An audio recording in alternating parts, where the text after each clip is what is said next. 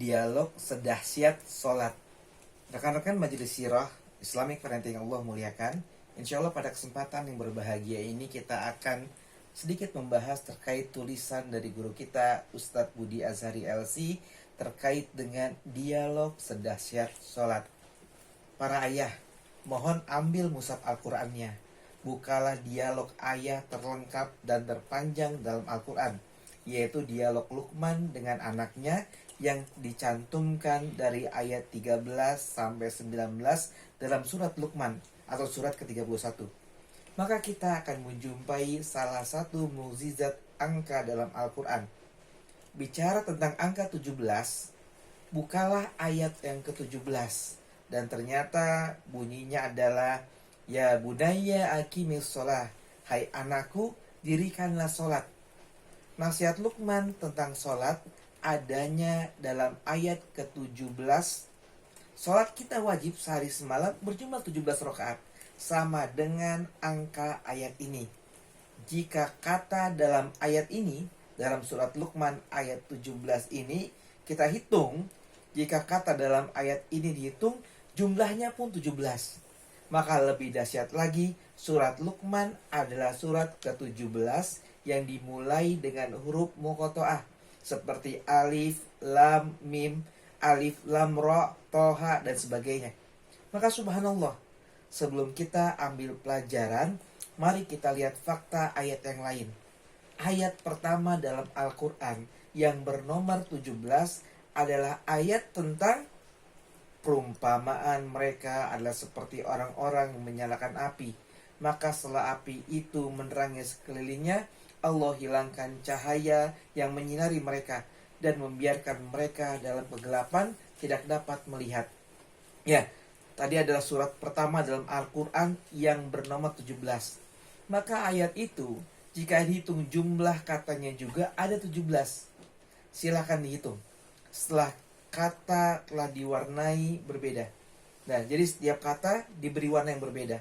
Dan ayat ini membicarakan tentang keadaan orang-orang munafik yang hilang cahaya hidupnya, selalu gelap dalam kejahiliannya, serta tidak dapat melihat petunjuk. Maka kembali kita ucapkan subhanallah, subhanallah. Kembali lihatlah ayat yang baru saja kita baca tadi, yang menyampaikan tentang orang munafik yang padam cahaya hidayah dalam hidupnya. Salat berhubungan erat dengan pembahasan tentang kemunafikan, karena salah satu ciri orang munafik adalah malas salat saat berdiri salat. Jadi salah satu tanda ciri orang munafik adalah ketika dia malas untuk mendirikan salat. Demikian juga dengan salat asar, isya, dan subuh, yang menjadi bukti seorang munafik atau bukannya seseorang. Setelah sifat munafik itu melekat, hidup pun menjadi pekat. Maka ayah, dialog dengan anak adalah sebuah keharusan. Jika tidak mau, gelaplah rumah kita. Gulita jalannya generasi ini ke depan. Mereka perlu lentera nasihat para ayah. Kemudian, kita bahas sekarang pesan sholat untuk dialog. Semua pembahasan di atas menunjukkan bahwa tugas dialog orang tua dengan anaknya, tugas sangat agung dan mulia, seagung dan semulia sholat. Karena keduanya adalah dialog. Sholat adalah bentuk dialog kita dengan Allah, sebagaimana yang disampaikan Nabi dalam hadis yang sahih tentang surat Al-Fatihah yang kita baca. Sesungguhnya adalah dialog kita dengan Allah. Nah, dialog orang tua dengan anaknya adalah dialog terbaik yang ada di sesama manusia. Jika sholat adalah batas terakhir antara muslim dan kafir serta musyrik, maka begitu pentingnya dialog sebagai batas paling minimal untuk sebuah generasi baik atau tidak. Jika orang tua meninggalkannya, maka bagaimana berharap lahir generasi baik dan hebat? Jika kita diperintah Allah tentang sholat dalam surat At-Toha ayat 132 misalnya, artinya, dan perintahkanlah kepada keluargamu untuk mendirikan sholat dan bersabarlah kamu dalam mengerjakannya. Kami tidak meminta rizki kepadamu, kamilah yang memberikan rizki kepadamu, dan akibat yang baik itu adalah bagi orang-orang yang bertakwa. Ini terjemah surat Thaha ayat 132.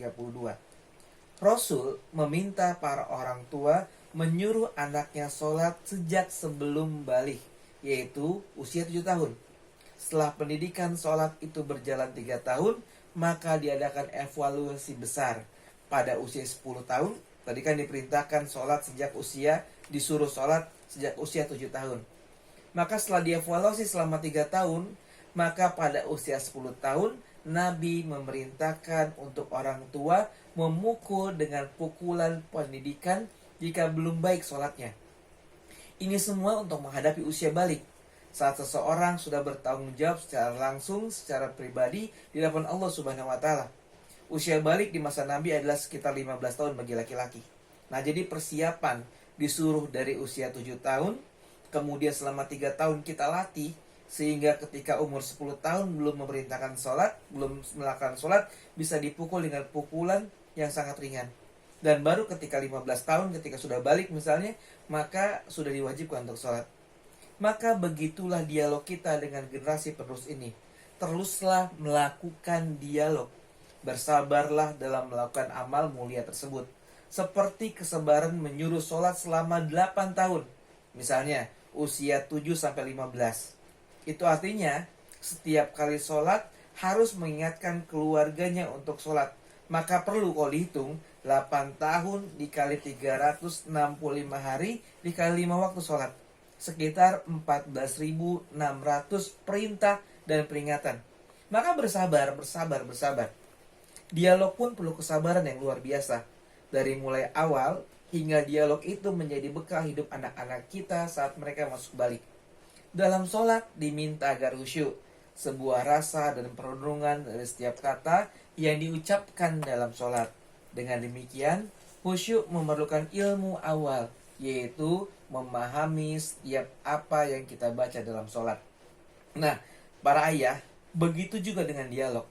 Perlu kekhusyuan alias keseriusan dengan melibatkan hati dan rasa kita. Bukan sebuah formalitas kering. Kirimkan kata hati ayah pada setiap kata yang diucapkan. Kata hati itulah yang akan menghujam ke dalam hati anak-anak. Disinilah pentingnya ilmu padahal ayah. Jadi kata hati itu perlu untuk menghujamkan ke dalam hati anak-anak. Disinilah pentingnya ilmu. Padahal yang ayah dialogkan agar hasilnya maksimal. Jadi kita perlu ilmu agar apa-apa yang didialogkan pada anak kita itu bisa berhasil secara maksimal. Bagi anak yang telah memasuki usia 10 tahun dan belum baik sholatnya, diperintahkan oleh Nabi agar orang tua memukul dengan pukulan pendidikan. Bagi orang yang telah balik dan meninggalkan sholat dengan sengaja, maka dalam hukum Islam, negara harus menangkap orang tersebut dan menjebloskannya dalam penjara selama 3 hari untuk diberikan kesempatan bertobat. Nah, jadi kalau sudah balik tidak sholat dalam Islam, maka negara berhak menangkapnya, memenjaranya selama 3 tahun, kemudian dia bertobat. Jika tetap tidak mau melaksanakan sholat, maka bisa dihukum mati. Nah, gimana nih kita para ayah?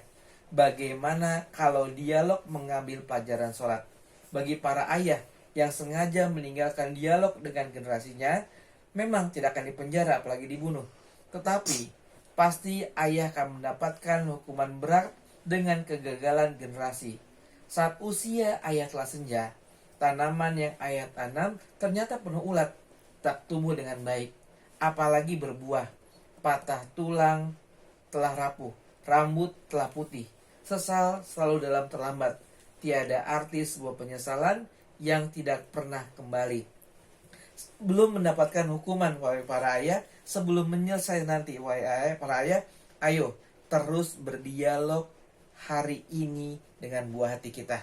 Semoga kita bisa memasukkan dialog-dialog penuh keimanan dari hati kita yang paling dalam untuk anak kita, sehingga bisa melakukan perbaikan generasi.